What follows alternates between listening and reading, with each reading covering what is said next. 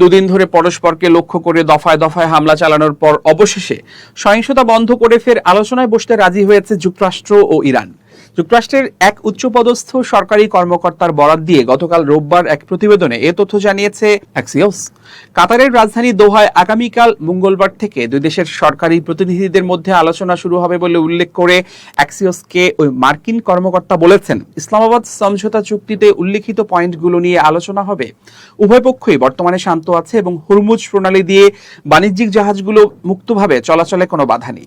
গত 25 জুন বৃহস্পতিবার গভীর রাতে হরমুজ প্রণালীতে সিঙ্গাপুরের পতাকাবাহী একটি জাহাজকে লক্ষ্য করে ইরানের নৌবাহিনী হামলা করার কয়েক ঘন্টার মধ্যে দেশটির ড্রোন ক্ষেপণাস্ত্রের ডিপো এবং রাডার সিস্টেমে পাল্টা হামলা চালায় মার্কিন প্রতিরক্ষা বাহিনীর কেন্দ্রীয় কমান্ড সেন্টকম। এরপর প্রায় 2 দিনে পরস্পরকে লক্ষ্য করে দফায় দফায় হামলা করে সেন্টকম এবং ইরানের প্রতিরক্ষা বাহিনীর অভিজাত শাখা Islamic Revolutionary Guard Corps IRGC। সেন্টকমের হামলার জবাব দিতে কুয়েত এবং বাহরাইনের মার্কিন ঘাঁটিগুলো লক্ষ্যবস্তু করেছিল IRGC। তবে ইরানের হামলায় এই দুই দেশের মার্কিন ঘাঁটির কোনো ক্ষয়ক্ষতি হয়নি বলে অ্যাক্সিওসকে জানিয়েছেন ওই মার্কিন কর্মকর্তা। কুয়েত এবং বাহরাইনের সেনাবাহিনীর পক্ষ থেকেও পৃথক বিবৃতিতে বলা হয়েছে, ইরান থেকে আসা ক্ষেপণাস্ত্র ও ড্রোনগুলো লক্ষ্যবস্তুতে আঘাত হানার আগেই এয়ার ডিফেন্স সিস্টেমের মাধ্যমে ধ্বংস করে ফেলা হয়েছে।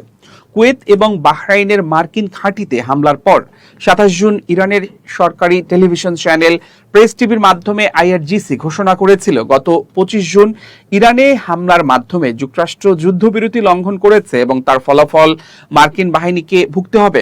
সামনের দিনগুলোতে মধ্যপ্রাচ্যের মার্কিন ঘাঁটিগুলোতে নরক নেমে আসবে।